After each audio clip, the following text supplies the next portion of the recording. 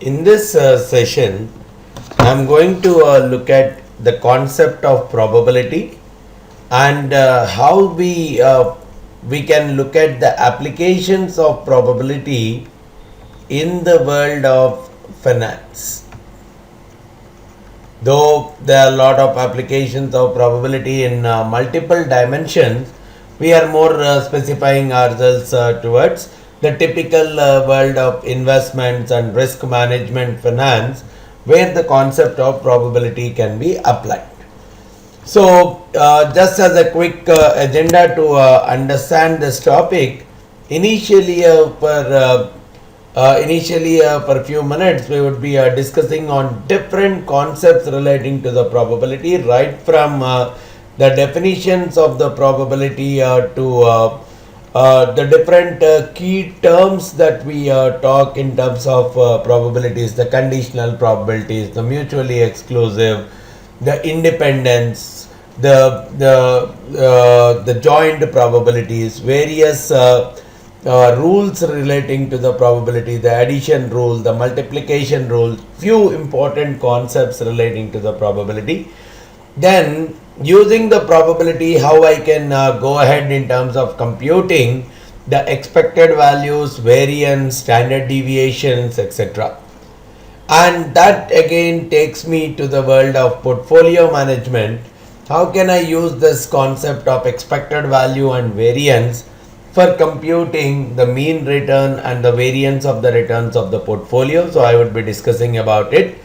And towards the end, the two key areas involving probability, one is a Bayes formula, or sometimes called as a Bayes theorem, which is one of the revolutions in the world of probability, which we would be looking at. And finally, the principles of counting, where we would be discussing something about the permutations, combinations, and the applications corresponding to that. So these are the different things that we are going to look at in this session.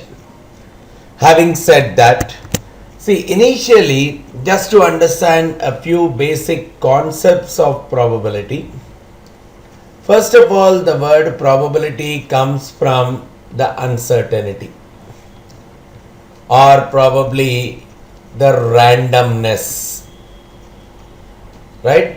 Probability is chance, probability is uncertainty, probability is randomness in the outcome.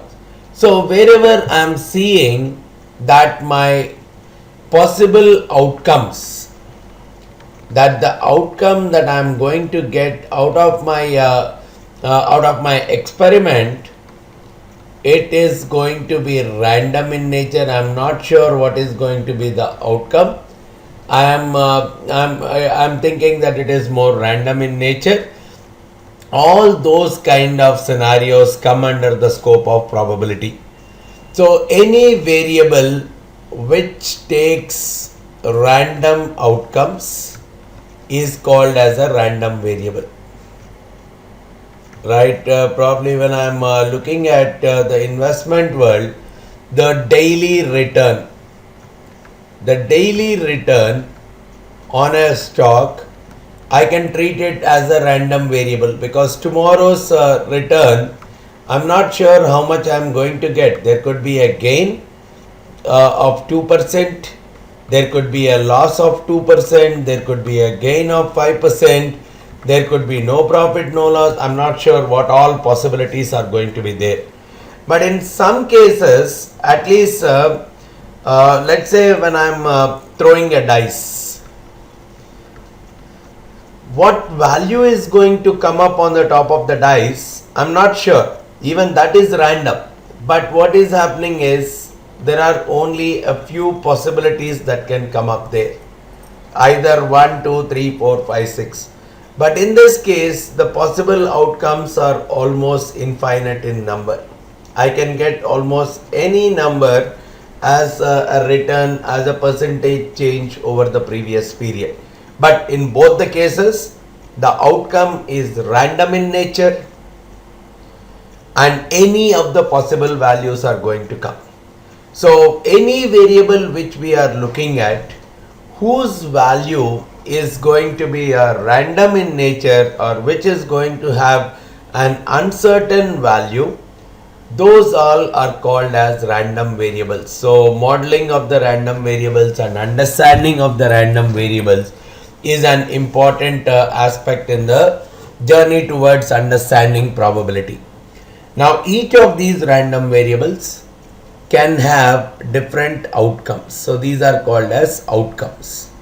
So 1, 2, 3, 4, 5, 6 are here 2%, minus 2%. They are different kinds of outcomes.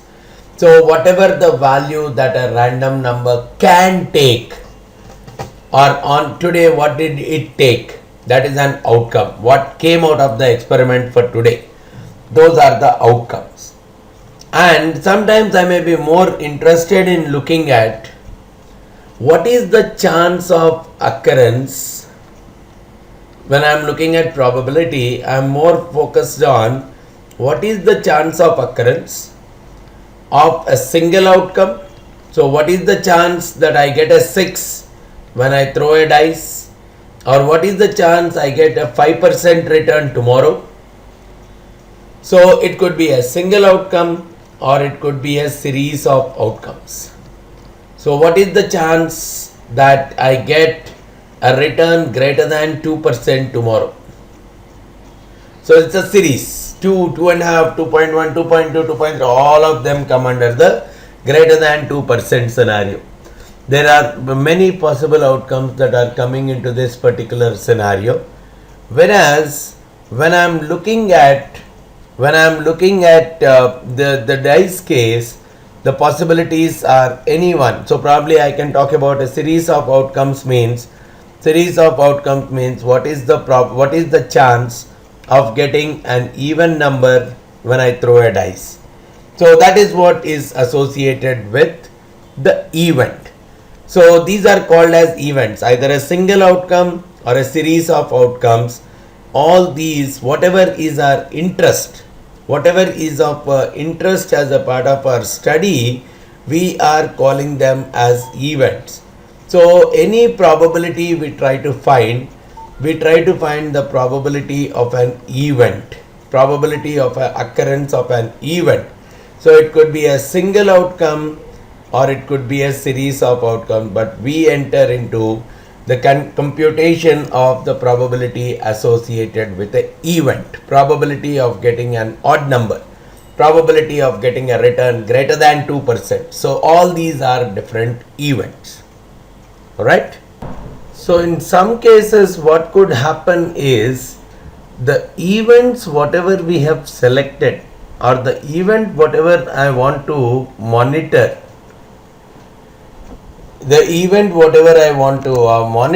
let's say I am taking two different sets of events which I would like to monitor. One is the event A, which says the probability of getting an odd number on the dice. When I throw a dice, what is the chance that I get an odd number? Whereas on the other side, I am looking at an event B, which says what is the probability of getting an even number on the dice. Now, if I look at these two events specifically, if this event is occurring, this event has no chance to occur. Because if the outcome that is coming to me is an odd number, it cannot be an even number at that point in time. Or vice versa. If it is an even number, it cannot be an odd. So whenever I am looking at two or more different events, when the chance of occurring of the first event or the event A, if the event A has occurred, event B cannot occur, and vice versa. Then I say that events A and B are mutually exclusive. If one event occurs, the other cannot occur. But on the other side, if I am saying A is an event which is getting an even number. B is an event which is getting a number greater than 4. Now these two are not mutually exclusive, because if 6 is the number that is coming, it is even as well as it is greater than 4. So if the event A has occurred, event B also might occur.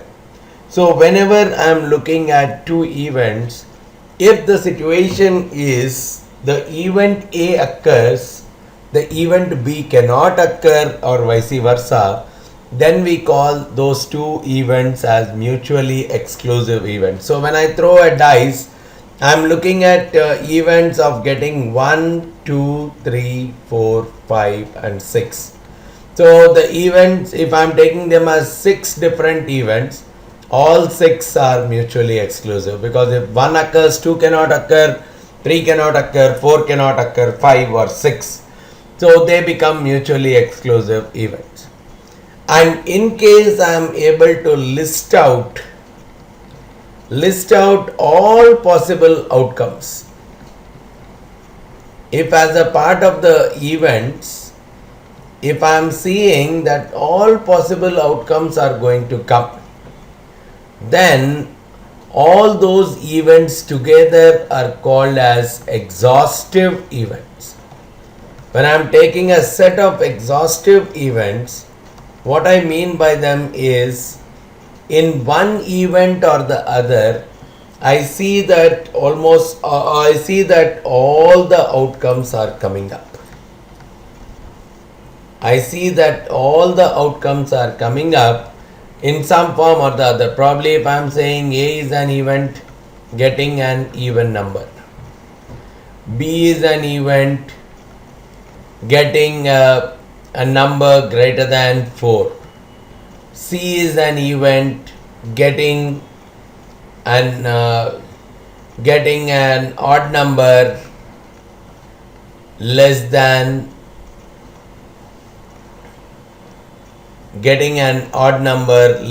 4. Now what is happening? If I am looking at A as an event, the possibilities are 2, 4, 6. If I am looking at B as an event, the possibilities are 5 and 6. If I am looking at C as an event, the possibilities are 1 and 3. If I combine all three, I know that all possible values 1, 2, 3, 4, 5, 6 are coming out. So A, B, C together are called as exhaustive events. Right? A, B, C together are called as exhaustive events. Probably B and C are mutually exclusive, because wherever B is occurring, C cannot occur. I can say A and C are mutually exclusive, because when A occurs, there is no way C can occur. But A and B are not mutually exclusive, because there is some kind of a commonality between them. So this is how the different kinds of definitions and the basic introduction to the world of probability comes up. Having defined this, any probability that I talk of, probabilities generally I find for an event, which I look at as the chance of the occurrence of the event. The chance of occurrence of an event. This is actually a number. Anytime we define probability, which is a chance of occurrence of a particular event, it's actually a number which lies between 0 to 1. 0 is also inclusive and 1 is also inclusive. The probability of occurrence of an event lies between 0 and 1. So if it is 0, it means that the chance of occurrence of it is 0, which means it is a never occurring kind of an event. Never occurs. Whereas when I am saying the probability of an event is 1, then it is called as an definite event. It can occur always. It occurs always means there is no randomness associated with that particular event. But in most of the regular practical cases, we see that the probability is going to lie between 0 and 1. So that's one important thing that we need to understand. And one more important point is, if I am bringing in a mutually exclusive events, a list, if I am creating a list of mutually exclusive events along with the exhaustive set. When I take mutually exclusive plus the exhaustive list of events, which means all that list of events should be mutually exclusive and at the same time should cover all the possible outcomes in some form or the other, then we say that the sum of their probabilities is equal to 1. Sum of all the individual probabilities should be equal to 1. So for example, I am taking an event A which is getting an even number on a throw of a dice. An event B talking about getting an odd number on a throw of a dice. Okay, if I look at probability of getting an even number, what is the chance? There are 6 possible values that can come, and out of them the even number is 3 possible values, which means 3 out of 6 or 50% is the chance of getting an even number. Similarly, with the odd number also, there are 6 possibilities, out of which 3 of them are odd, which is saying that the probability of occurrence of odd is this. And I know that these two are mutually exclusive, because if an even number occurs, an odd cannot occur, and vice versa. And also I am seeing that they are exhaustive. Apart from even and odd, no other number can come. So what I could typically see is the probability of event A plus probability of event B should be equal to 1, because they are mutually exclusive as well as exhaustive. So this is what we need to understand in the world of probability. How do I define, in what cases I can typically match it to a sum equal to 1, because this is one important concept that goes as a part of probability distributions. Whenever we create a probability distribution, we see that the random variable is going to take mutually exclusive but exhaustive set of events. So that's where in any probability distribution, we see that the sum of probabilities is going to be 1 itself. Right? Now, going ahead with a slightly different understanding here, in what way will I compute the P of A, the probability of an event? Right? Computation of the probability of an event P of A. Here we talk about broadly two major. One is an objective way of computing it, where there is a kind of a formula or something, and there is a subjective way of computing. So when I am looking at subjective way, it's more like a gut feel kind of an approach. I really feel that the chances of a return crossing 1% is 75%. I am 75% sure that today the return is going to cross 1%. So it could be just a feel, it could be just an intuition, or it is purely a kind of an individualized decision making or individual judgment kind of a mechanism. So whenever I am giving some kind of a number between 0 and 1 for the occurrence of a particular event with a kind of subjective, because sometimes we keep saying 50-50. What is your chance of passing the exam? 50-50. So all these are typically the subjective way. I did not use any kind of reasoning, or I did not use any kind of logic, or I did not use any kind of a formula kind of a mechanism. It's just a feel or an intuition. So they are typically considered as the subjective kind of a probability definition. But in case of objective, again I look at two major dimensions. One is an empirical way of deciding the probability. So where the empirical is more by analyzing the historical data. So I analyze the probability based on the historical data, or there is another way which is called as a priori probability. Priori probability is more of logic. So when I say empirical, historically I have done the experiment, or historically I have seen someone performing the experiment, and based on the observations that come out of that experiment, based on the observations that come out of the experiment, we are trying to find out the probability. Let's say we have observed the data for the last 50 years. The annual average temperatures, right? Annual average temperatures.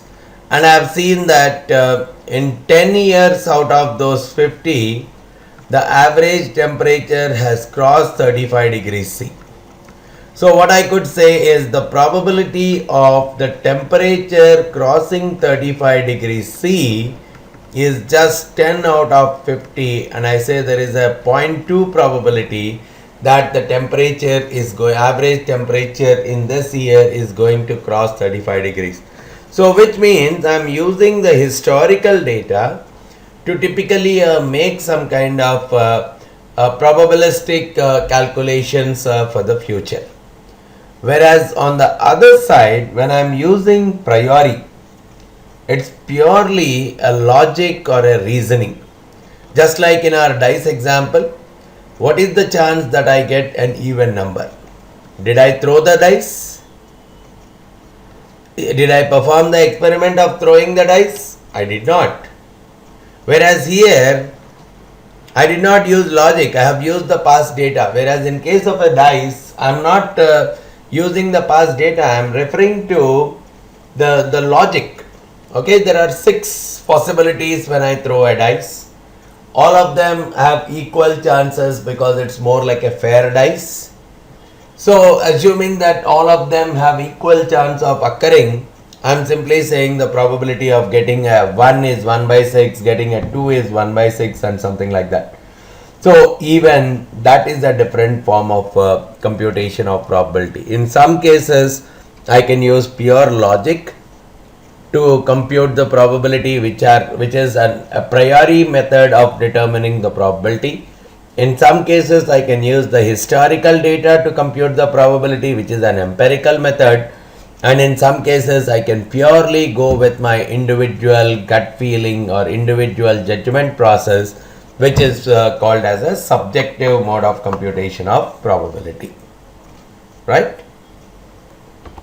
Now, having understood the basic definition of probability, we see that there are a couple of different ways in which the probability can be expressed.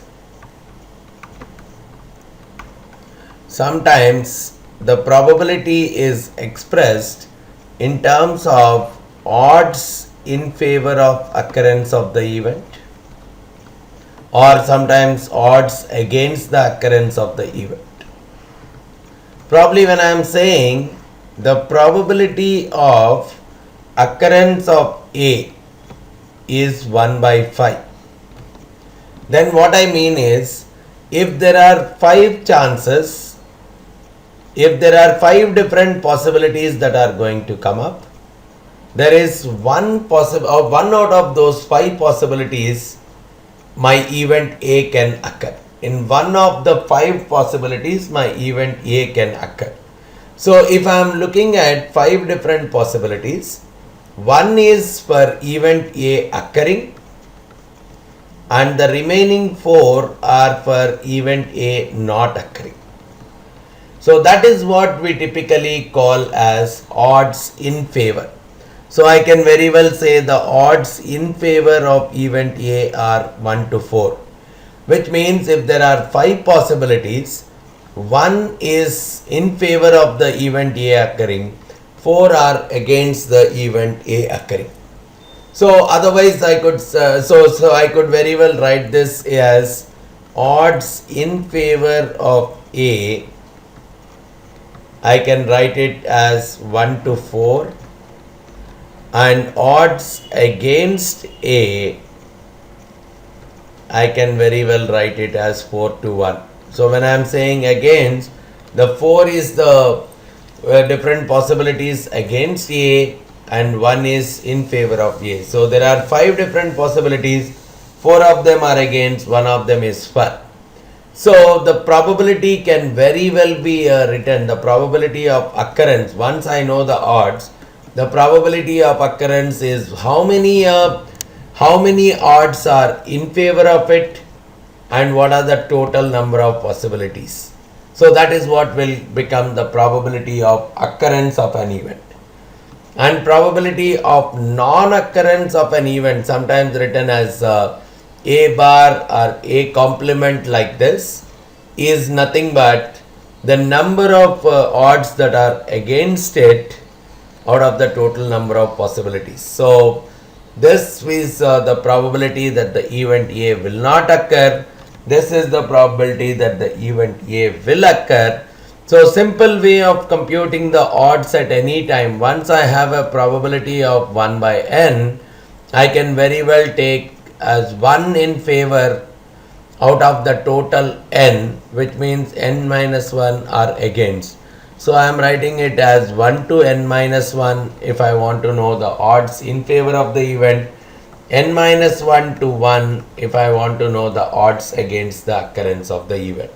So we also need to see the way in which this probability is expressed. It can be expressed in a fraction form like this, it could be expressed in a decimal form like this, or it could be expressed in the form of odds in favor or against the occurrence of the event, right? Now, sometimes if I want to know what is the probability that the returns, the daily return will be greater than 2%. If I want to find out what is the probability that the daily return is greater than 2%, here I would like to check, is the daily return of 2% dependent on the occurrence of any event? Is it dependent, or is it getting affected? My computation of this probability, is it getting affected based on the occurrence of some other event? When I mean to say, okay, if the budget is favorable, if the today's announced budget is favorable. Now what am I looking at here? If the budget that is announced today is favorable, the chance that the return will be greater than 2% could be very high. But if the budget is completely unfavorable to that particular company, the chance that the return is greater than 2% is very low. You agree with me? So when I say what is the probability that the return on a particular day is going to be greater than 2%, if your question comes, no, it is more based on how the budget is. If the budget is favorable, if the probability of return greater than 2% is different from if the budget is unfavorable, then I am looking at what is called as a conditional probability. So what I am saying is, I am looking at the probability of return greater than 2% given a favorable budget. Probably in that case, I may say it is 0.75. But probability that the return is greater than 2% given an unfavorable budget, probably it could be only 0.25 or 0.2. So what we are simply saying is the return greater than 2%, if I am trying to look at it in a specific condition, given a specific other event has occurred.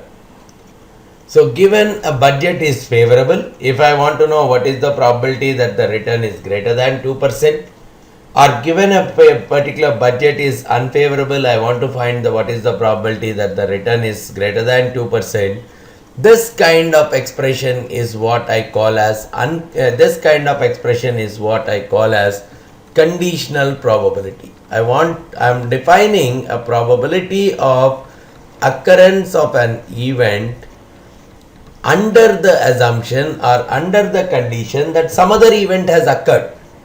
Here I'm defining the probability of the return greater than 2% given the budget is favorable, or I'm defining the probability of return greater than 2% given the budget is unfavorable. So whenever I am defining it like this, I call it as conditional probability. But if I simply define the probability that the return is greater than 2% is some 0.45, then this kind is typically called as unconditional probability. So whether the budget is favorable or not, I am not looking at that specific scenario. So this kind of a probability is called as unconditional probability, or sometimes people call it as marginal probability of the occurrence of the event. So we need to really see whether the probabilities that we have are conditional probabilities or unconditional probabilities. So always we write unconditional probability is a straightforward probability. We'll write it like P of A. Whereas whenever we write conditional probabilities, we talk about writing it like this: P of A, the probability of A given B, which means given that the event B has already occurred, what is the probability of the occurrence of event A? So in other words, sometimes the same conditional probabilities, we also talk about the likelihood of occurrence of event A given that the event B has occurred. So we need to have a basic understanding of whether the data that I am having, whether the probabilities that I am having are conditional or unconditional kind of probabilities. Unconditional probabilities are also called as the marginal probabilities. Alright. Now let's move on to understanding the different rules of probability. The different theorems or rules associated with probability. Now that we know what is conditional probability, what is unconditional, we can start defining a few important rules of probability. One we call as multiplication rule. Multiplication rule is always associated with what is the probability that more than one event occurs together. More than one event occurs together. So what does it mean? The probability of A and B occurring together. Right? So if A and B are two events, I am talking about the joint. Sometimes there is a word that is being used, the joint probability of occurrence. What is the chance that both the events A and B occur?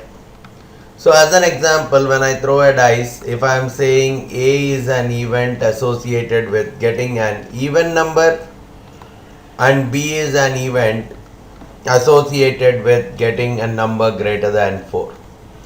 Now when I say the multiplication rule, I am interested in getting Now, knowing the probability that a number is even and is greater than 4, what is the probability of occurrence of this? So that is what we call as the multiplication rule of probability. And what we generally see is, or sometimes people call it as joint probability of occurrence of both A and B. The way we try to compute that is, see, when I want both the events occurring, it's as good as saying the first event should occur, first event occurring, and given that first event has occurred,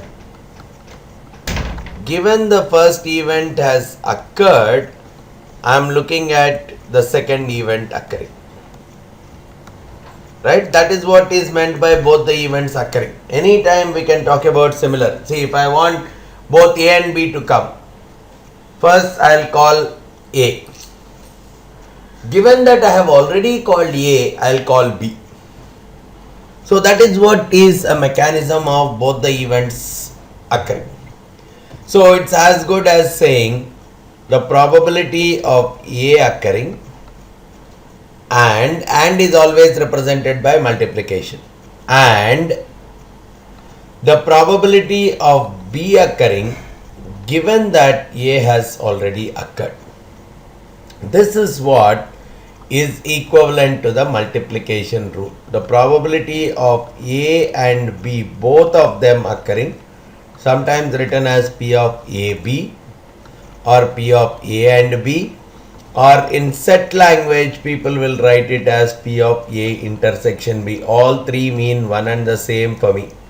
The probability of the events A and B occurring. All we are saying is it's the probability that one of the events occurs, and given that that particular event has occurred, what is the probability that the second event is going to occur. So that is what we are calling as the multiplication rule. Now we can very well define that the probability of AB is same as probability of A multiplied by probability of B given A.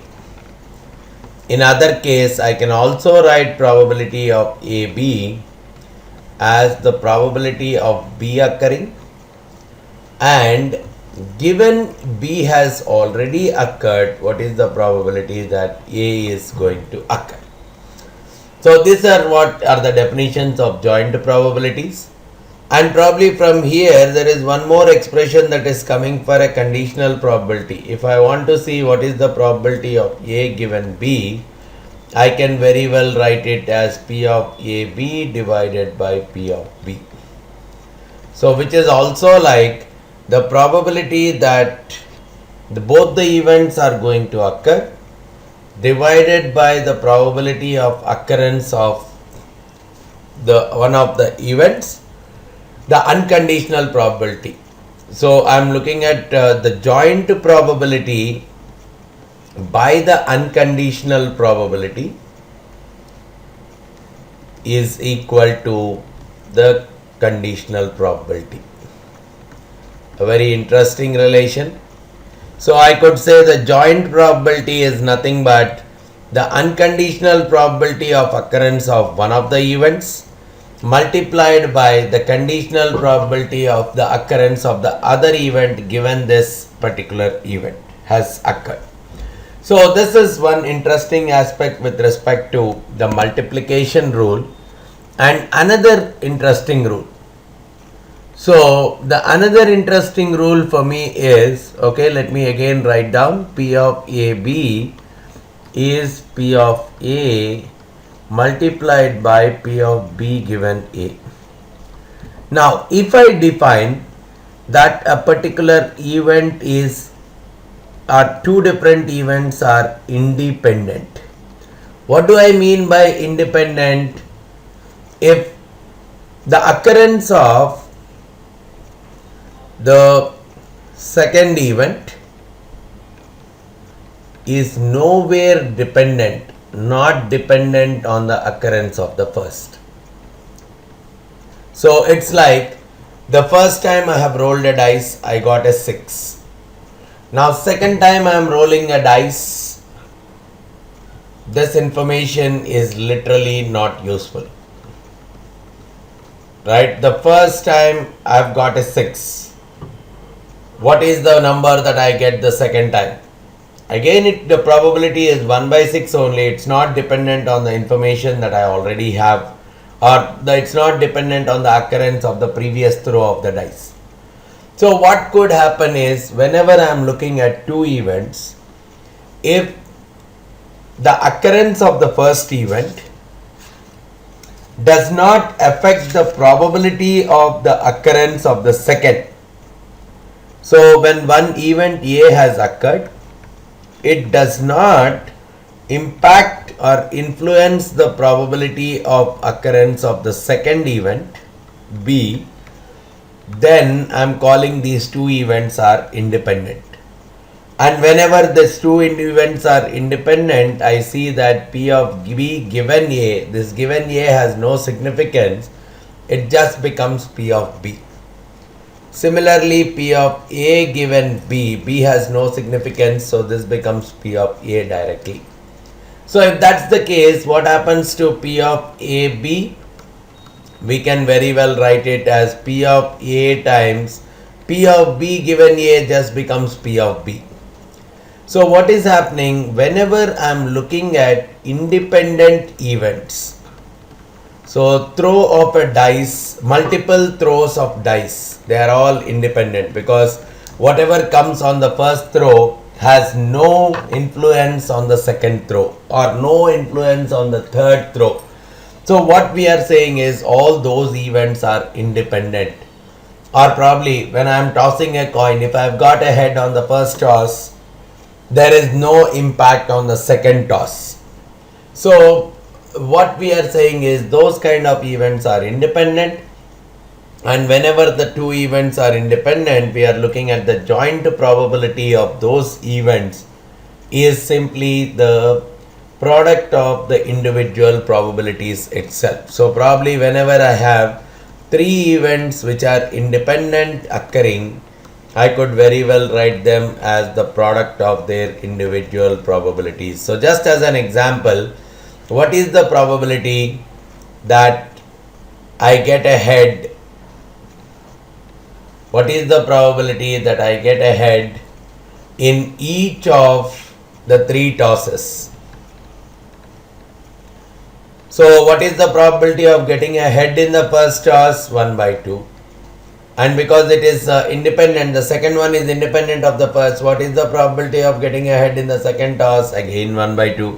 What is the probability of getting a head in the third toss? Again 1 by 2. So overall the probability of getting a head in each of the three tosses is 1 by 8, because in each case it is 1 by 2 and each event is independent of the previous one. So these are the different kinds of things that we need to be comfortable with when I look at the joint probability or the multiplication rule of probability. Now I move to the next important rule of probability, which is the addition rule of probability, which talks about if I want to find the probability of occurrence of at least one event. When I want to look at the probability of occurrence of both the events or more than one event, then I am looking at the multiplication rule. But if I want to find out the probability of occurrence of at least one event, either A or B, so at least one event occurring, then we look at the addition rule. So generally what we write as a part of the addition rule, again P of A union B, P of A or B. These are the two important notations, but they are being written as the probability of A occurring plus probability of B occurring separately minus the joint probability of occurrence of both of them. Again, this joint probability depending on whether the events are independent. If they are independent, I can write them as P of A times P of B. But if they are not independent, then I'll write them as P of A times P of B given A. But whatever it is, when I am looking at the probability of either of them occurring, I'll write it as probability of the occurrence of each one of them separately, and I'm trying to remove the impact of the joint probability of both A and B occurring from their unconditional probabilities, just to avoid the duplicate counting, because the probability of A alone, A occurring, will include A and B occurring. Probability of B occurring also will include AB occurring. So the probability of AB occurring is counted twice. So that's the reason I am subtracting it once to arrive at the probability of at least A or B occurring. Right? So now a few more important points to come out here. Assume that the events are independent. We have already created. Assume that the events are mutually exclusive. If the events are mutually exclusive, we have already discussed earlier, if A occurs, B cannot occur. B does not occur. If B occurs, A does not occur, which means their joint probability, what is the chance that both of them occur together? It's always 0. The chance that both A and B occur together is always 0 if A and B are mutually exclusive, because they cannot occur together at all. So in that case, it directly becomes that the probability of A union B is simply the sum of the unconditional probabilities of the event. So even if I am looking at probability of A union B union C, where A, B, C are mutually exclusive kind of events, I can very well write them as the summation of their individual unconditional probabilities. Similarly, when I am looking at probability of A intersection B intersection C, where each one of them is, where all the events are independent events, mutually exclusive means their intersection is 0. But if they are independent events, I can very well write that as the multiplication of the unconditional probabilities of each of the events separately. So these are some of the important things that we may have to keep in mind. When I am looking at the multiplication rules, some of the important corollaries we have looked at.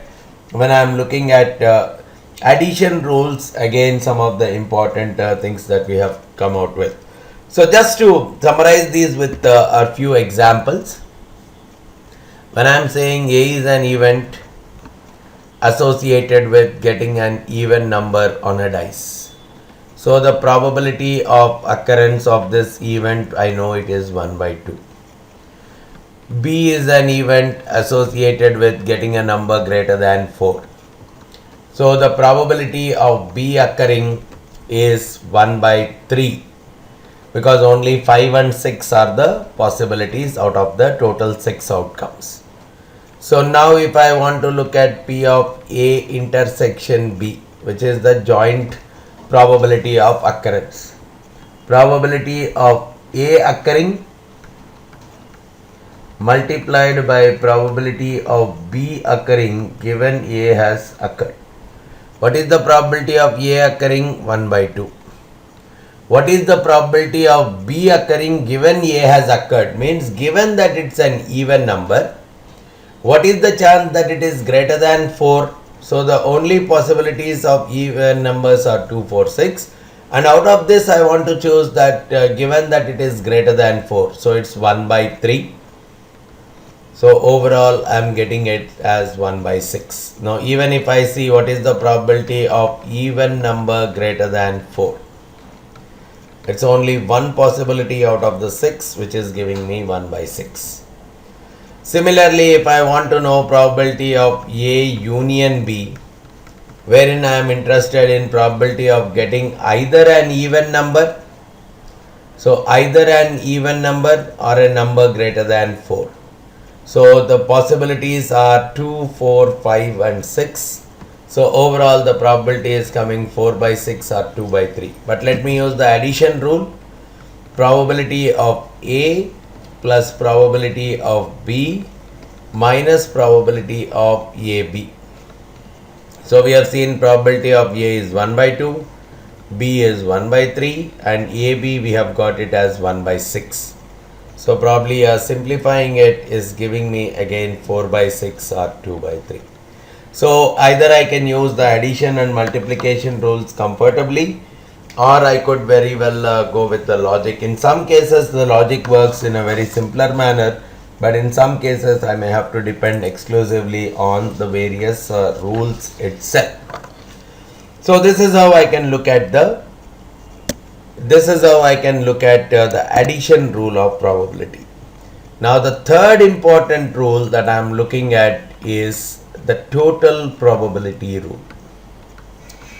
A very interesting rule to look at, the total probability rule, wherein I am trying to find the unconditional probability of an event.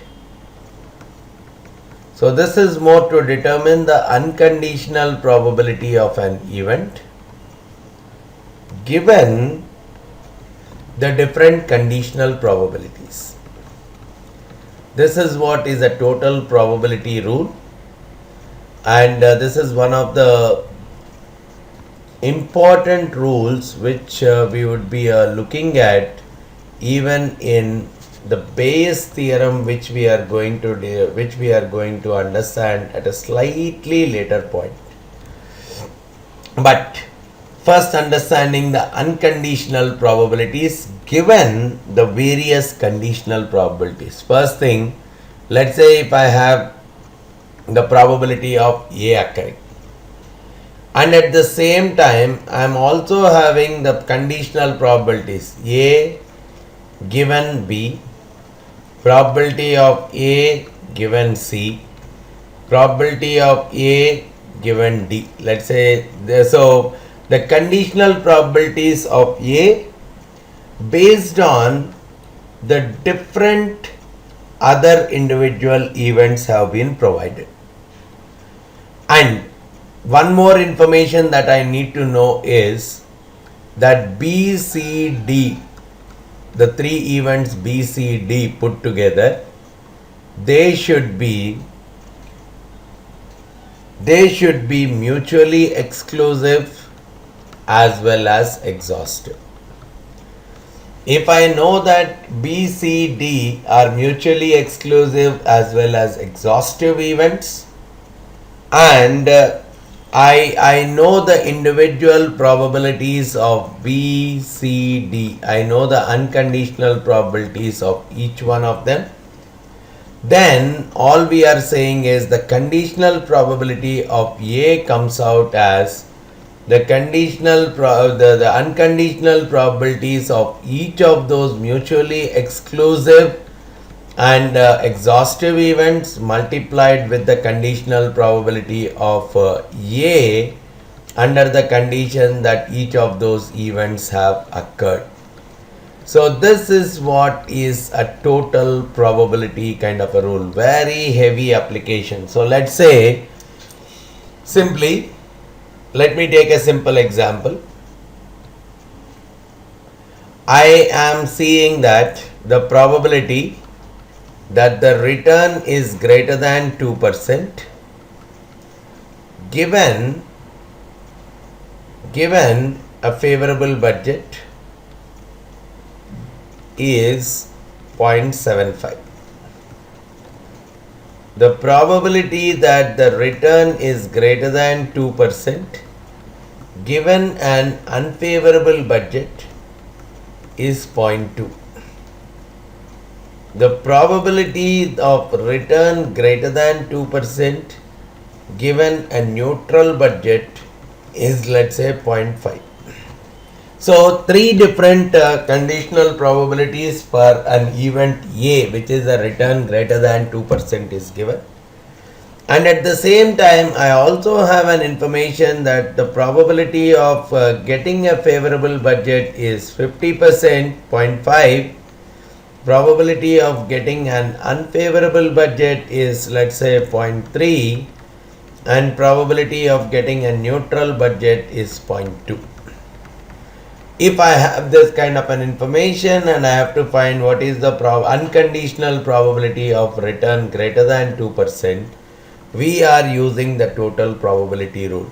0.75 times 0.5 plus, which is 0.375, plus 0.2 times 0.3, which is 0.06, plus 0.5 times 0.2, which is 0.1. So 0.435 plus 0.1, so becoming 0.535. So there is a 53.5% chance or a probability of 0.535 that the return will be greater than 2%. So in this, what we have simply done is, the moment I know that A has conditioned upon BCD events, and I have even got the information about BCD, that they are both mutually exclusive as well as exhaustive. They are mutually exclusive because if the budget is favorable, it cannot be unfavorable, it cannot be neutral. So this is mutually exclusive, and at the same time they are exhaustive because apart from these three I cannot have any, and the sum of their probabilities of 1 is showing that they are mutually exclusive as well as exhaustive. So directly I can go ahead in terms of finding out the unconditional probability of the return greater than 2% using the total probability rule.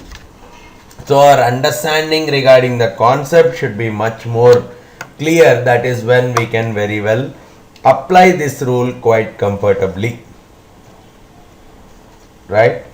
So here the most important things to understand are the three major rules and the concepts of independent versus dependent events, concept of unconditional versus conditional probability, the probability associated with both the events occurring, either of the events occurring, or the unconditional probability of an event based on various conditional probabilities. But this rule, total probability rule, will be applicable only when the conditional probabilities of A are defined based on BCD or any number of them, and all these events should be mutually exclusive as well as exhaustive. It could be n number of events as well. In sometimes we write it probability of A is like probability of A given B1 times probability of B1 plus probability of A given B2 times probability of B2 plus so on probability of A given Bn times probability of Bn, where B1, B2, B3, so on Bn are mutually exclusive plus exhaustive events. Only when that definition comes up, I could be able to find the overall unconditional probability of an event. So probably here, whatever the question that I have talked of, okay, in the earlier case, what did I do? The return greater than 2%. Right, I looked at it as the return greater than 2%. Now here I have three possibilities coming up.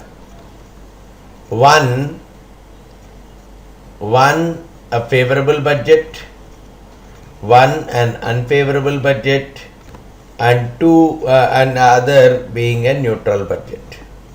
So these are the three events. Now given that it is an favorable budget, the probability of the return greater than 2% is 0.75. and the return less than 2%, less than or equal to 2% is 0.25.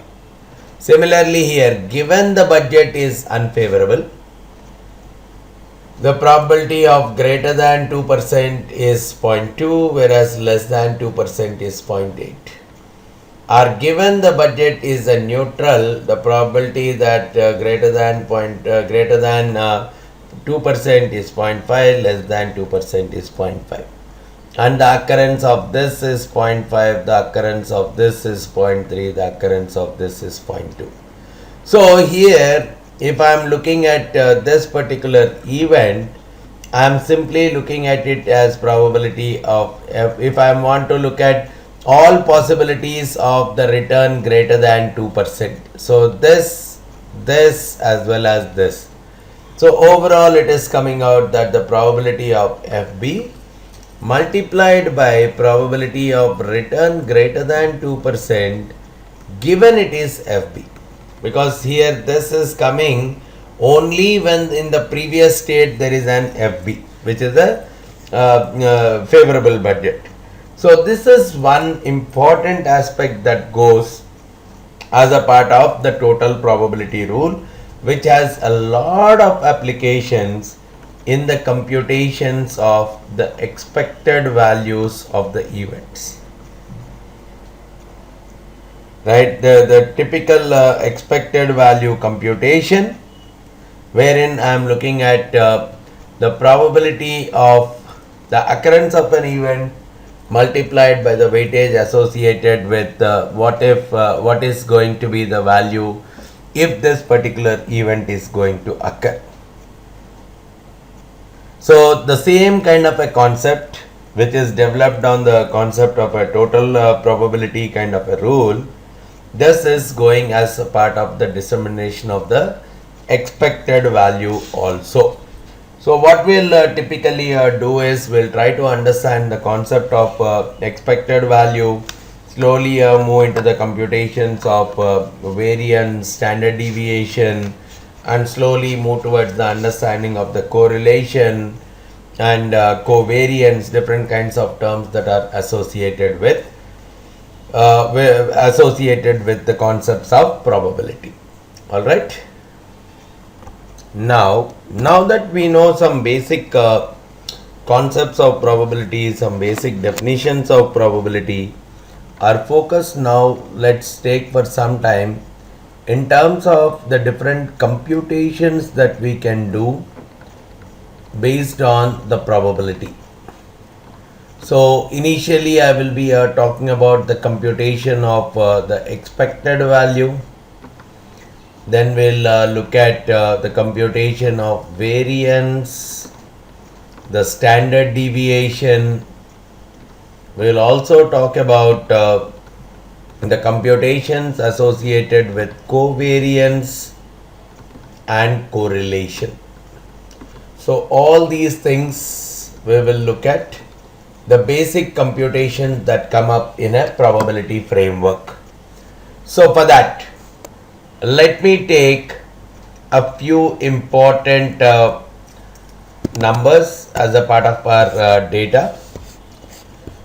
So I will look at the probability, the different probabilities, and the returns that are associated with a security X, and I am looking at the returns associated with security Y. I am talking of two different securities here because I want to discuss almost all the concepts using this particular framework.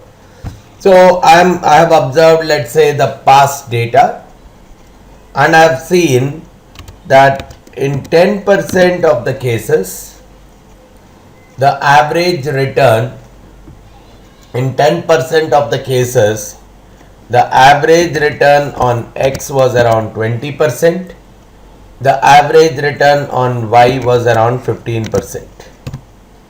Whereas in 30% of the cases, the average return on X was 5%, whereas the average return on Y was 0%. And in 40% of the cases, the average return on X was minus 5%, whereas on Y it is let's say plus 10%. And in the remaining 20% of the cases, the average return of X was around minus 25%, whereas in case of Y it was around minus 50%. So these are some of the numbers that I look at. Now based on this, I want to compute the various numbers associated. So basically it's like I'm having a scenario where I am looking at the probabilities and the different values, right? Or I could have taken a very simple example. The different values in case of a throw of a dice are 1, 2, 3, 4, 5, 6. Their probabilities of occurrence are 1 by 6. Now find the expected value, find the variance. The same logic.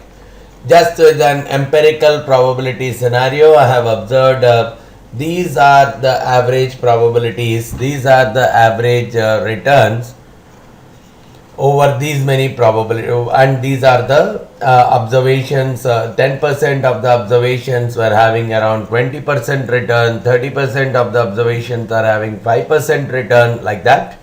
And for Y, this has been the situation. Now, if that's the case, I want to find out the expected return on X, the expected return on X, or expected return on Y, the variance of the returns of X and variance of the returns of Y. How I typically compute them?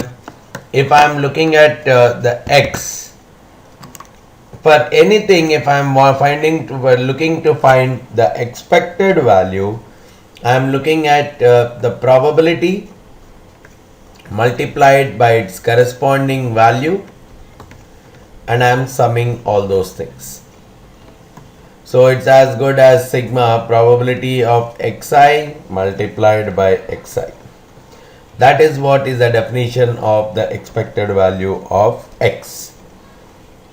So what I could really look at here is the expected value when I am looking at.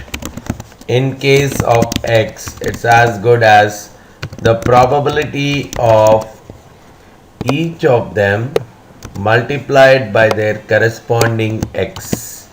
So it's as good as saying 0.1 times 20% plus 0.3 times 5% plus 0.4 times minus 5% plus 0.2 times minus 25%. So in this case, the expected value has come out, let's say, as minus 3.5%. So if I apply the similar concept in case of Y, I'm getting,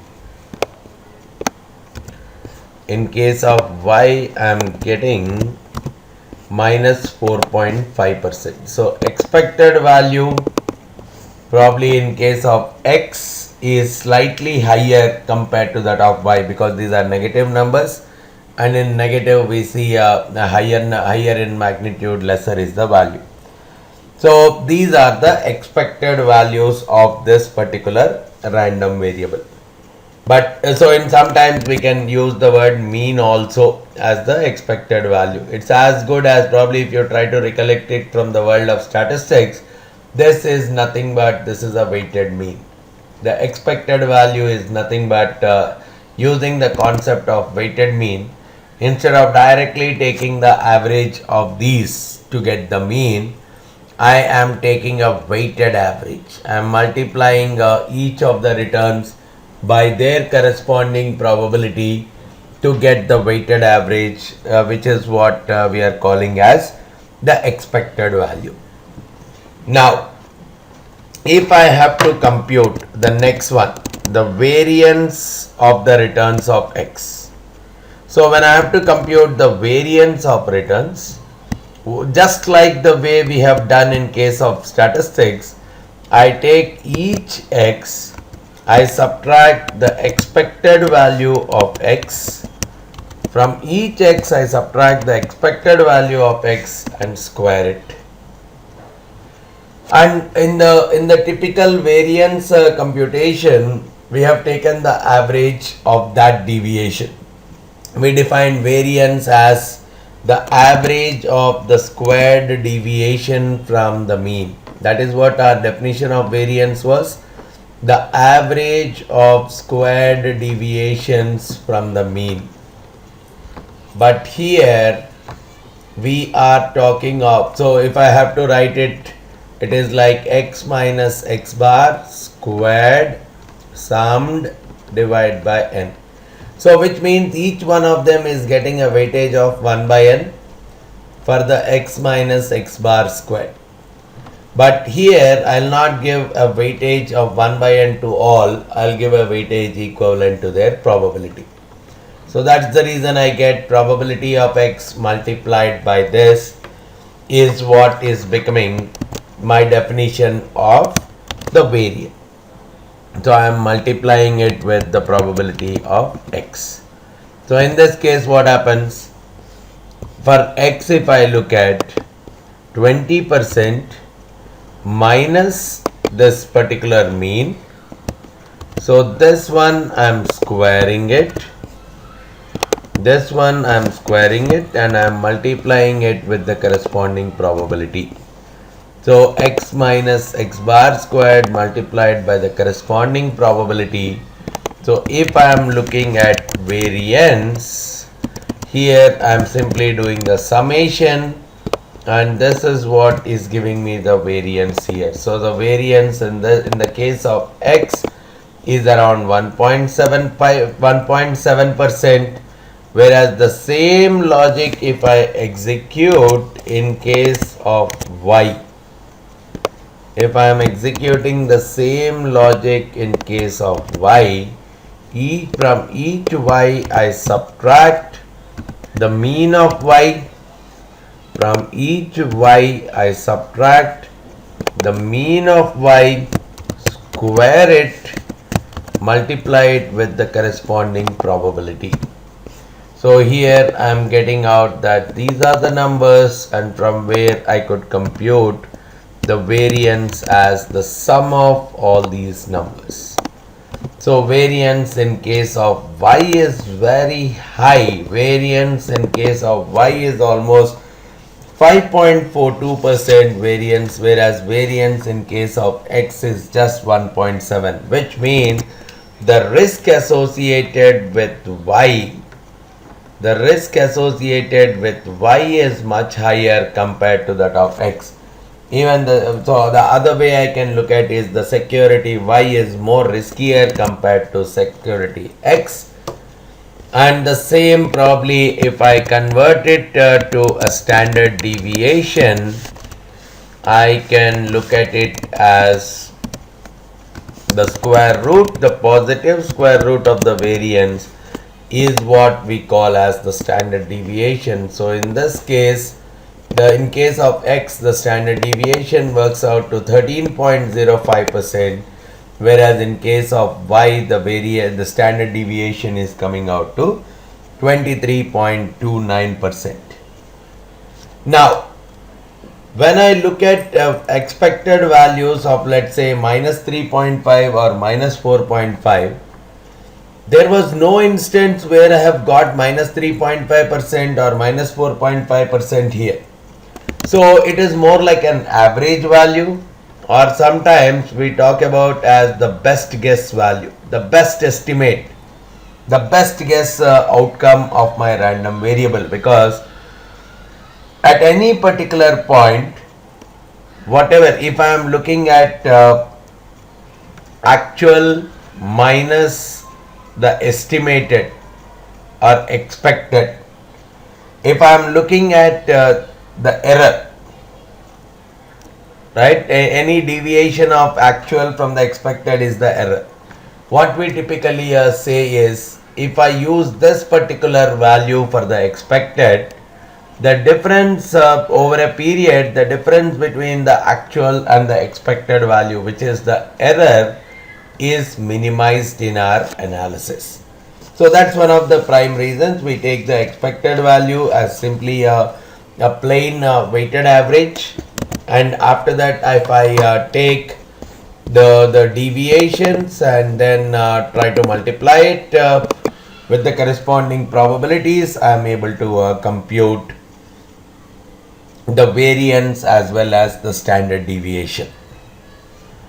And the same logic gets applied if I am going with the computation of a different concept called covariance.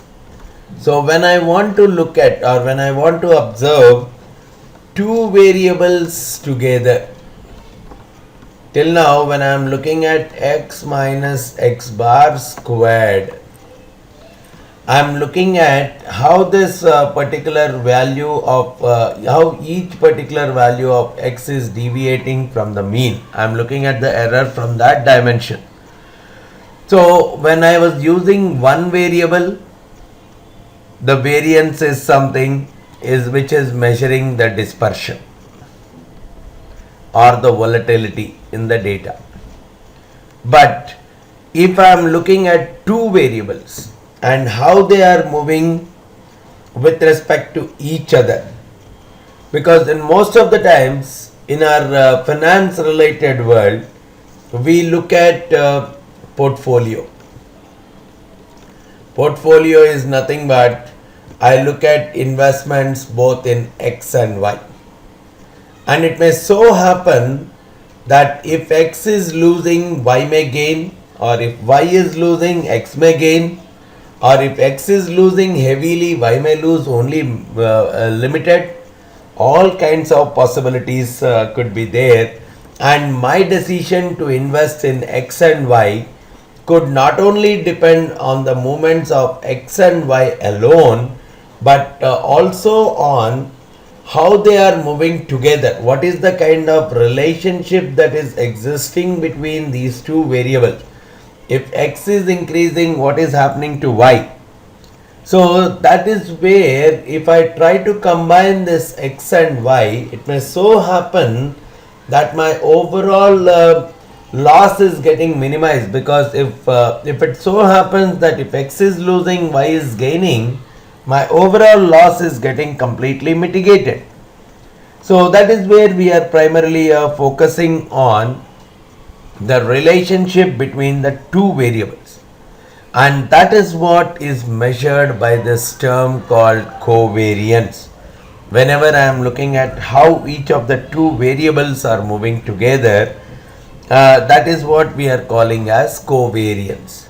So basically instead of doing x minus x bar whole square to talk about the variance, wherein we have multiplied it with the corresponding probability, when I look at the covariance, I would be talking primarily as the probability of x multiplied by x minus x bar along with y minus y bar.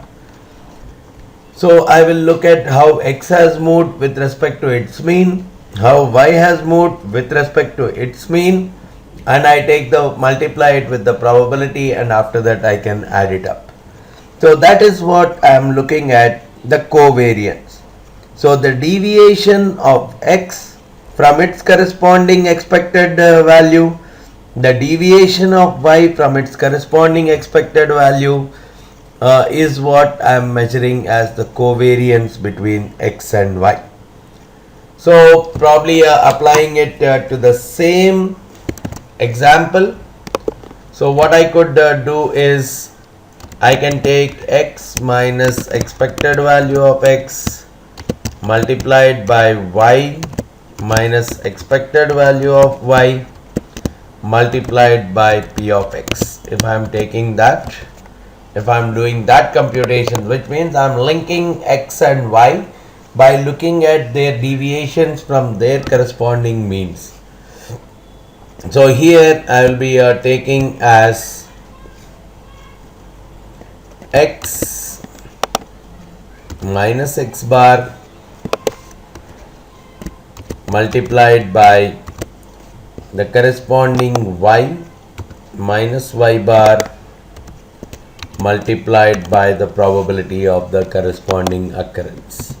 So this is what is coming out as that multiplication, and from here I could very well compute the covariance. So if I am computing the covariance, right, if I am computing the covariance, probably I could simply do the summation. In this case I'll simply do the summation of all this, and this is what I call as covariance, right? The covariance between the returns of x and y is somewhere around 2.44%.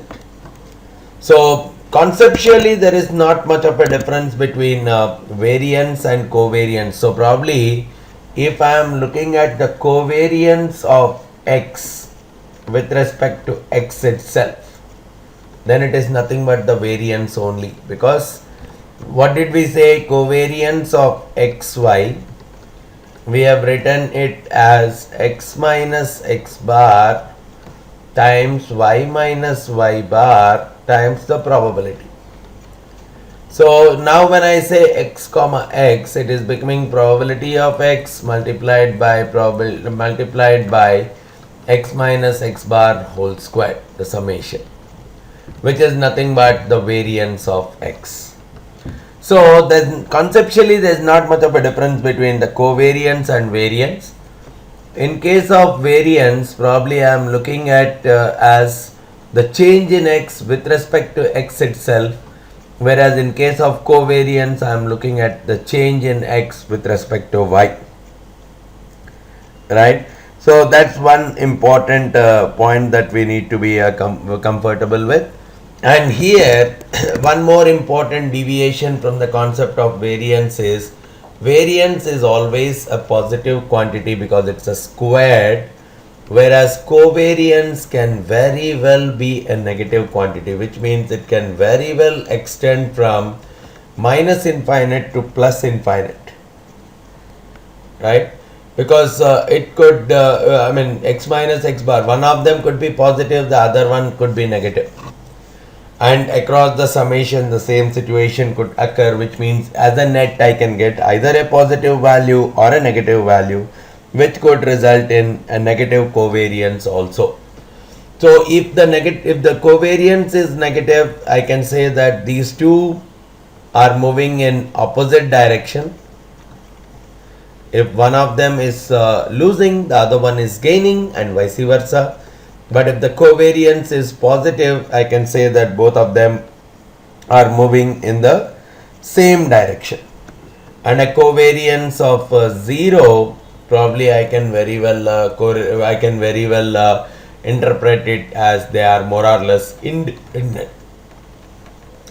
If one of them has gone down, the other could either go down, go up, does not change. Any of the things could typically come out. So covariance, just by looking at it, though it can take a negative infinite to a positive infinite, one thing which I can very well check out is the sign. If they are negative, then I can very well say that both of them are moving in the opposite direction. If they are positive, I can say that both of them are moving in the same direction, and likewise, right? But if I want to really say whether the covariance is whether the relationship between these two variables is really strong or weak, the covariance cannot say that, because covariance can range anywhere between minus infinite to plus infinite. What is that cutoff limit where I can say that the covariance is very high, or that the relationship between the two variables is very strong or very weak? It's very difficult to interpret that. So covariance, only the sign can be interpreted better, but I am not able to interpret the magnitude of the covariance because there are no limit. It's a limitless quantity. So it can take extremely large values or it can have extremely small values. So it is very difficult to interpret what is the definition of a strong relationship and what is the definition of a weaker relationship. So that is where we get into another important definition called correlation, which is a kind of standardization or typically what we call as the normalization of the covariance or adjustment that is done to the covariance so that the boundaries are created. The minimum and the maximum values are created. So correlation is primarily an adjustment that is done to the covariance so that we get the maximum and the minimum values. So that's the reason correlation between x and y goes nothing but the covariance between x and y divided by the individual standard deviations divided by the product of the standard deviation of x and the standard deviation of y. So here if I have to compute the correlation, I'll take the covariance divided by the product of the standard deviation of x and the standard deviation of y. So in this case, this is coming out to 0.8. Now, generally speaking, the correlation lies always between -1 to +1. That is the most important reason that we go with the correlation. The boundaries are expressed. So the more the value is closer to -1, I say that there is a very strong negative relationship, which means both of them move exactly in the opposite directions. The more the correlation is closer to +1, I can talk about a very strong positive relationship, which means both of them are moving in the same direction for a large in a large number of instances. So just by using the covariance and the individual standard deviations, we are able to compute the correlation between the two different returns. So from that dimension, I can very well see that correlation as a value talks about the strength of the relationship, not just the direction. Covariance can talk only in terms of the direction, plus or minus. But correlation, because of it being able to lie between -1 and +1, I can very well say if it is closer to -1, it's very, very strong. If it is closer to +1, it is very, very strong. But if it is moving away from -1 or moving away from +1, then it is becoming more and more weaker. And correlation is just a number, no units associated with it. Covariance again need not be a number. Covariance is always expressed in units in the squared terms of your data. So it generally squared returns terms is the covariance. But correlation, because of the numerator is being in the squared terms, denominator is square of two standard deviations. So those two units are getting cancelled off and becomes a unitless quantity. And with here this, whenever we get -1, we call it as perfect negative correlated variables, perfectly positively correlated variables. Right, and so whatever is the change in this value with respect to its mean, the similar kind of a change is corresponding in the value of y corresponding to its mean. And if at all I am talking about the correlation closer to 0, we talk about no linear relationship between the variables. We are not using the word no relationship because correlation as a dimension, it measures the strength of Correlation as a formula, it just measures the strength of linear relationship between the two variables. So if it is 0, I can only say that these variables are not linearly related, but they could be non-linearly, like exponentially related, or probably they could be related through a square relation or any other form of a relation. But at least I can say that they are not linearly related. But obviously, if there is no relation between the variables, theoretically, I could see that correlation will be 0.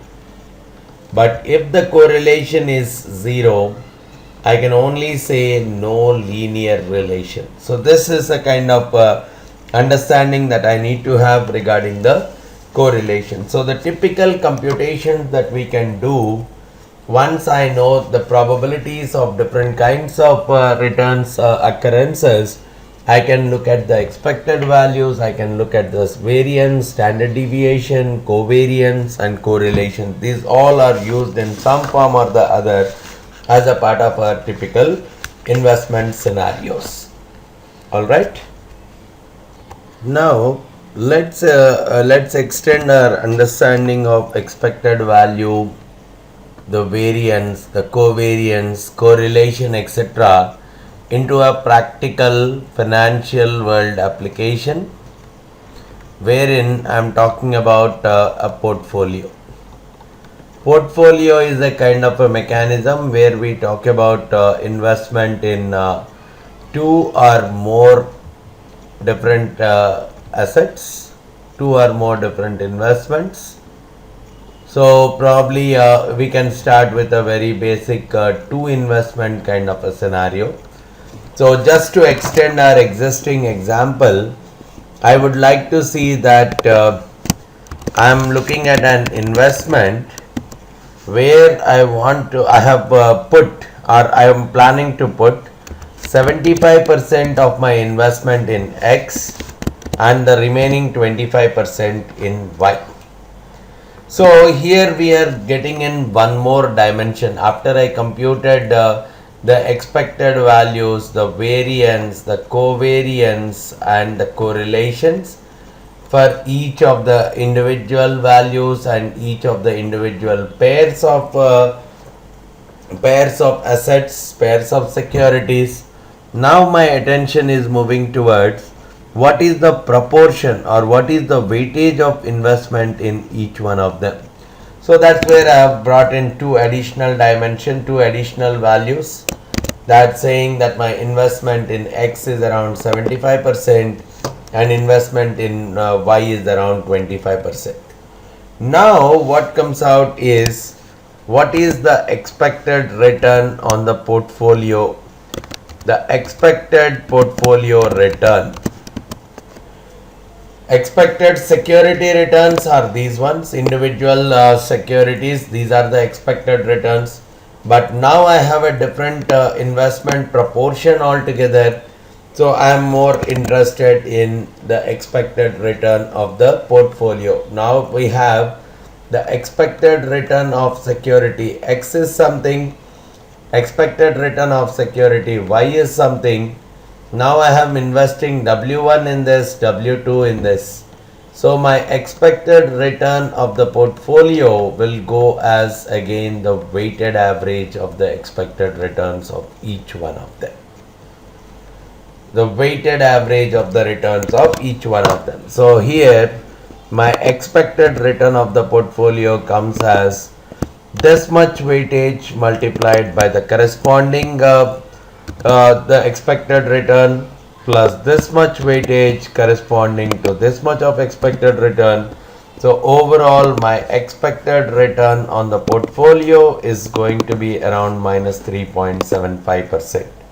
So expected return for the portfolio, we are talking of just a simple weighted average of the expected returns of each of the individual components taken as a part of the portfolio. But the other important aspect is how I compute the variance of the returns of the portfolio. Very interesting. when I look at the variance of the returns of the portfolio, variance of the W1 R1 plus W2 R2, or probably if I'm looking at the variance of individual ones, let's say is V1 and V2, probably the expansion of variance of A plus B is nothing but variance of A plus variance of B plus 2 times the covariance between A and B. So the same logic if I am applying here, I say variance of W1 V1 plus variance of W2 V2 plus twice the covariance between W1 V1 and W2 V2. The other way, again using some of the properties of variance, it becomes W1 squared, the variance of the first one, which is V1, W2 squared, the variance of the second one, which is V2, plus 2W1 W2, the covariance between the X and Y. So that is what will become the value of portfolio variance. So in this case, if I want W1 squared times the variance of the first one plus W2 squared times the variance of the second one plus 2 W1 W2, the covariance between the two. This is the covariance. So the variance of the portfolio is going to be something like this. The variance of the portfolio is this much, so I can very well find out the standard deviation of the returns of the portfolio just by taking a positive square root of the variance. So the standard deviation of the portfolio in this case is around 14.87%. So in general also, if I am talking about multiple securities, not just two, and if I am interested in finding out the variance of the portfolio, first I'll look at their weights. So what I'll do is each weight squared multiplied by the corresponding variance, W2 squared multiplied by its corresponding variance, W3 squared multiplied by its corresponding variance. Now I take pairwise 2 W1 W2, the covariance between the securities X and Y. Similarly, I am taking 2 W1 W3, the covariance between X and Z. Similarly, I am taking 2 W2 W3, the covariance between Y and Z. So what is typically coming out is, I take the pairwise covariances, multiply with their corresponding weights, and all possible combinations need to be worked out to typically arrive at the variance of the overall portfolio. So as the number of assets in the portfolio is increasing, what I could typically see is the variance of the portfolio formula becomes more and more complicated, because I need to take all possible pairs. If I am talking about four securities in my portfolio, then I am taking the covariance between 1 and 2, 1 and 3, 1 and 4, 2 and 3, 2 and 4, 3 and 4. Six possible such covariances need to be taken, and that summation needs to happen, which will create a complexity to the formula of finding out the variance of the portfolio in that case. So in these kind of cases, the simpler way always is use a spreadsheet kind of stuff, because manually it doesn't become that easy to compute.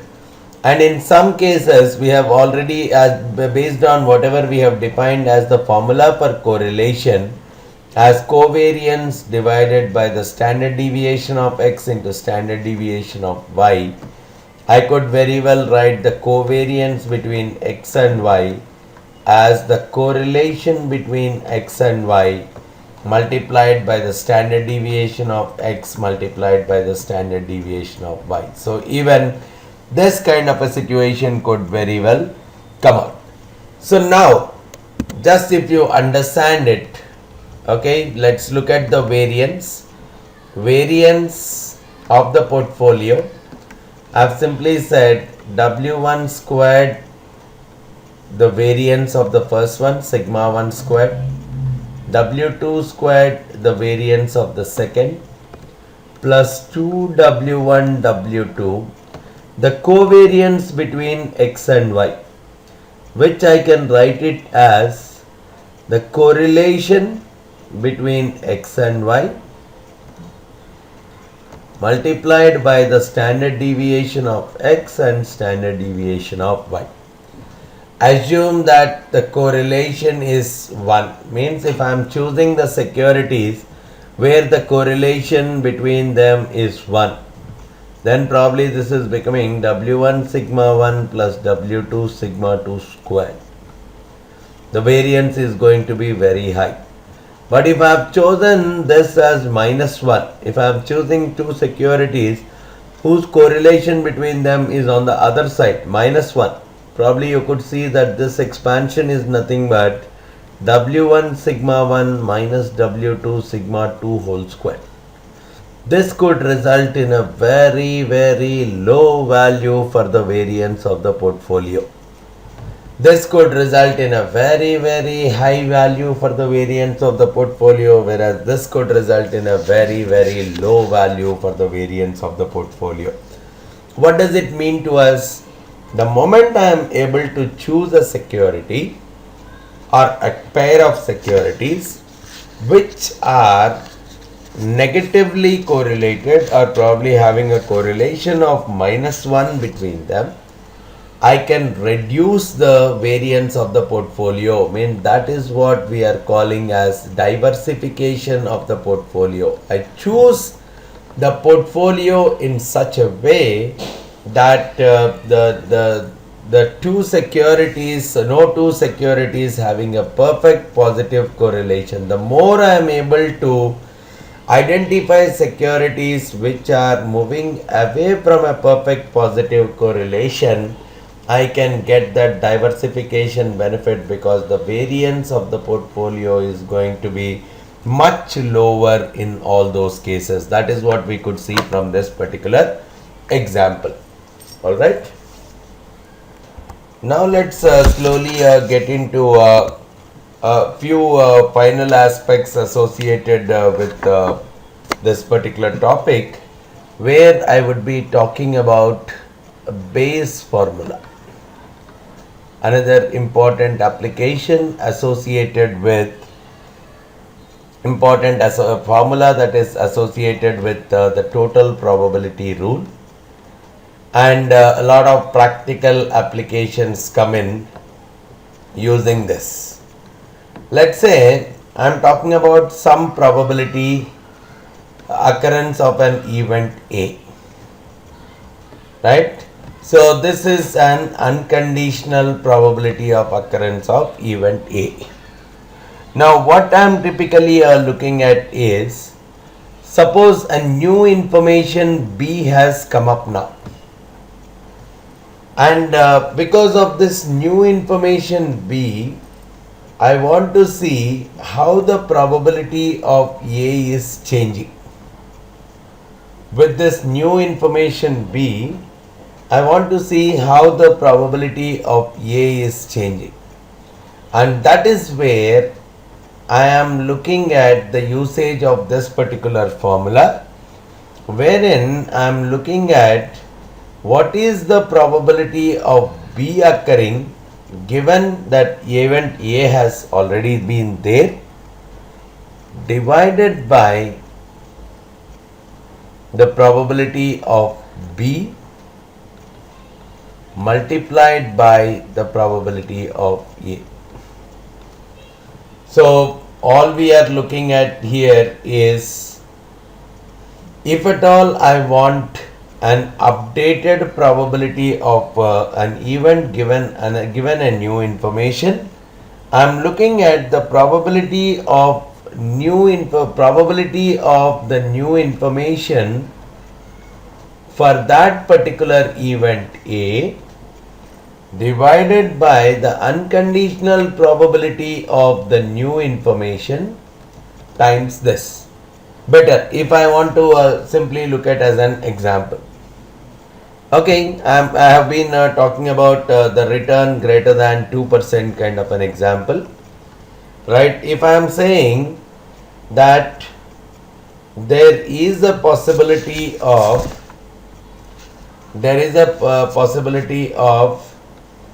70% a favorable budget, and there could be a 30% chance, simplifying it, unfavorable budget. Now, if there is a favorable budget, I can talk of a 60% chance. I can talk of a 60% chance that the return is greater than 2% and a 40% chance that return is less than or equal to 2%. But if the budget is unfavorable, then I can talk about only 20% chance that the return is greater than 2% and probably remaining 80% chance that the return is less than or equal to 2%. Now, if I want to express all these things, the probability of favorable budget is 0.7. The probability of unfavorable budget is 0.3. Probability of increase in the return given a favorable budget is 0.6. Probability of increase in return given an unfavorable budget is 0.2. Probability of a decrease in the return given a favorable budget is 0.4. Probability of decrease in return given an unfavorable budget is 0.8. Now let's say I want to find out what is the probability of return greater than 2%, which means what is the probability of an increase, or what is the probability that the budget is favorable given that there is an increase in. I'm going the other way. Initially I have an information regarding the probability of the favorable budget, which is 70%. Now I want to see, given that there is an increase in the return more than 2%, I want to know what is the probability of being a favorable budget. So that is where I am trying to compute probability of f given I, which can be written as probability of f given I. We can always write it as probability of fi multiplied by the probability of I. We have seen earlier the joint distribution formula. Probability of fi is nothing but the probability of I multiplied by the probability of f given I. So here the probability of f given I can very well write it as probability of fi divided by the probability of I. Now fi, intersection, right? So the probability of f intersection I could very well write it as probability of f multiplied by probability of I given f, that I can very well write. F we have 0.7 multiplied by probability of I given f, I got it as 0.6. So overall I can write it as 0.42. So writing this is nowhere an issue, 0.42. But how do I get probability of I? This is where I use the total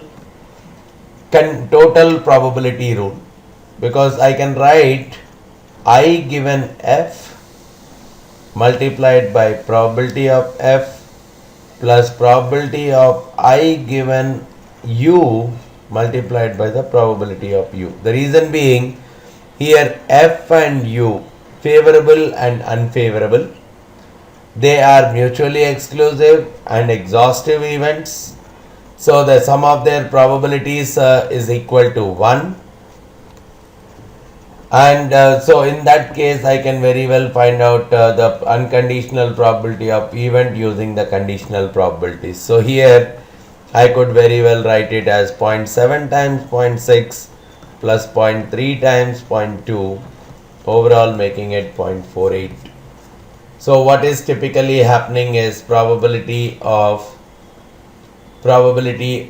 F given I. The moment I know that there is an increase about 2%, I can very well say that the probability of that particular year being the favorable budget is 0.42 divided by 0.48.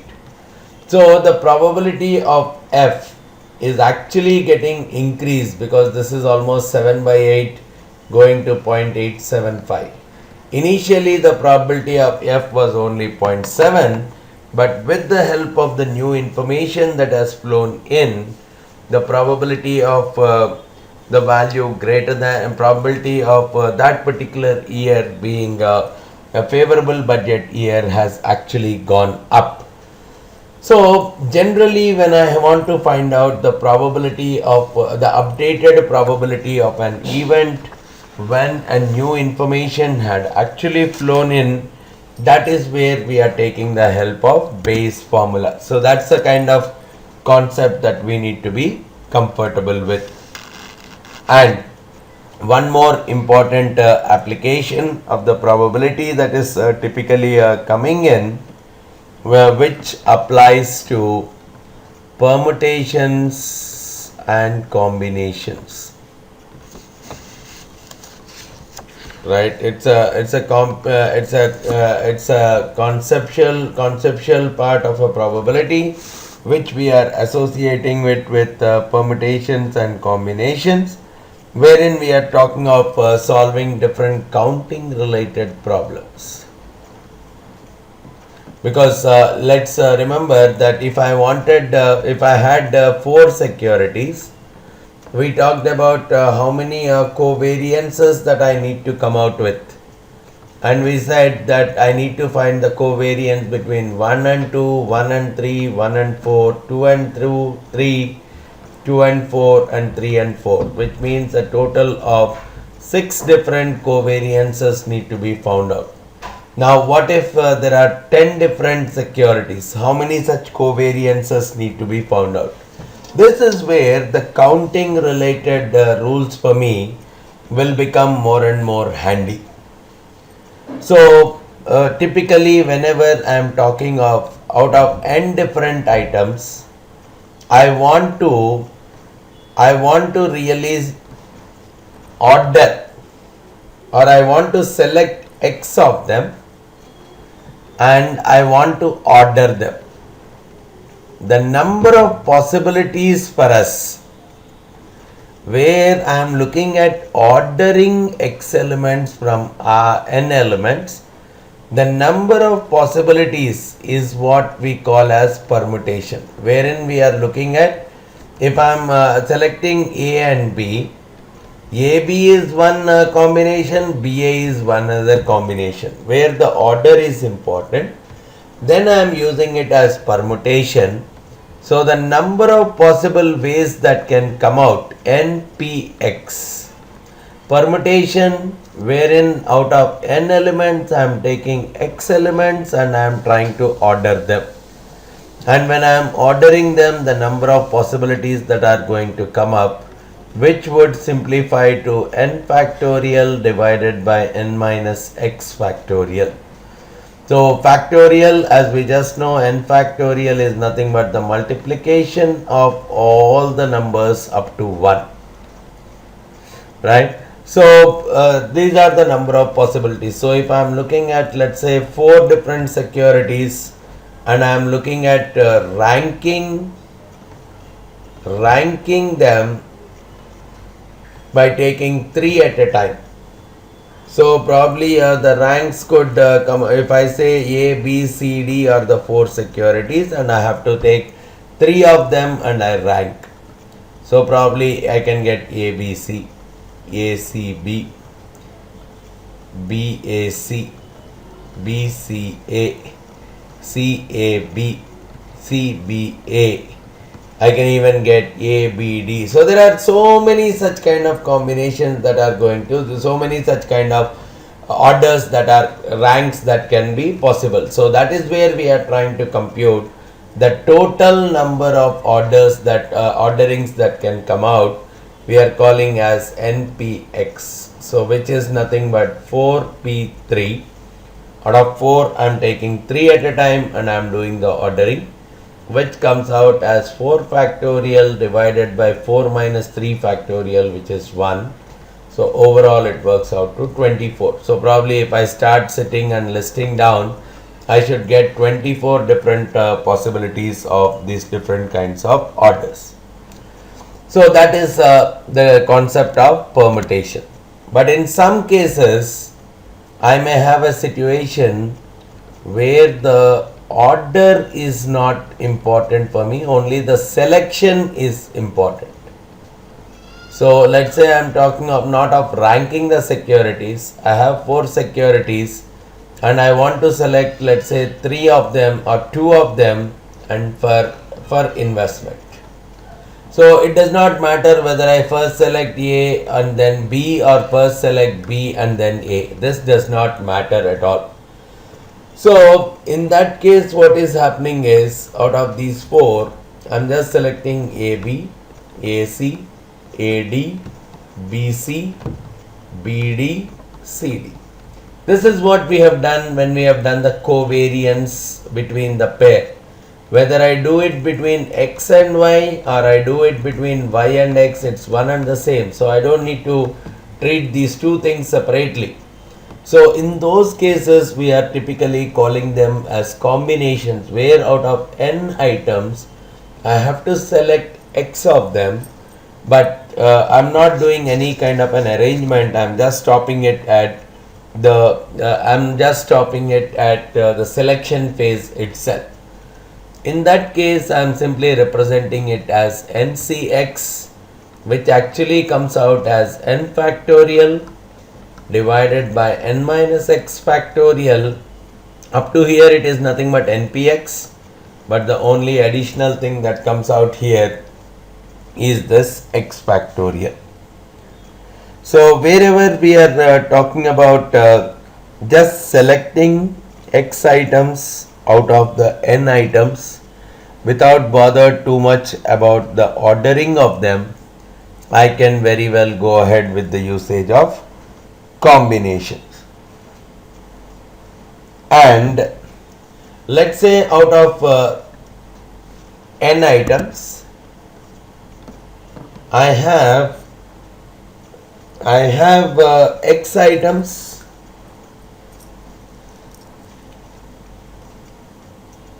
I have x items which are of one type, which are of type 1. I have y items which are of type 2, and I have z items which are of type 3, and probably x plus y plus z is the total number of items, n. So whenever I am looking at the total number of ways that I can arrange these, typically goes as n factorial divided by x factorial into y factorial into z factorial, because x of them belong to type 1, y of them belong to type 2, and z of them belong to type 3. Or probably it's like group 1. So x number of stocks. So probably look at it like this. Let's say I have 50 stocks. Right? Let's say I have 50 stocks. Out of them, 5 of them will go as high performing. 15 of them should go as medium performing, and the remaining 30 of them should go as low performing. Now, in how many ways I can typically do the classifications of the 50 stocks? If this is the kind of a situation that I enter into, that is where I talk about the third form, which is called as labeling, where we have different number of units of different combinations, and then I am looking at doing the arrangement. So in this case, the number of ways will typically come out as 50 factorial divided by 5 factorial into 15 factorial multiplied by 30 factorial. So those many ways I can typically arrange the 50 stocks so that they can fall into one of these three combinations. So as far as the labeling, as far as the counting mechanisms are concerned, we are discussing three mechanisms. One, I have looked at the permutation, and in what case we will use the permutation. Then we have looked at the combination, and in what case we will use the combination. And finally we have used the concept of labeling, and in what case we use the formula that is associated with the labeling. So typically whenever I am talking about two or more groups, two or more types, then probably I am directly using the multiplication rule of counting. So if at all I am talking about one item being selected from each of the group, then typically we are talking about n different ways of selection of one from each of them, and after that from each group, if I want one to create k number of groups, I can directly say the number of ways is, let's say I have n1 items in one group, n2 items in one group, n3 items in one group, nk items in one group. I have to pick one from each of the groups. Then the number of ways in which each can happen is just n1 times n2 times n3 times so on nk. Right? So wherever we are talking about permutation, we are talking about two different groups, and we are more looking at order being very much important.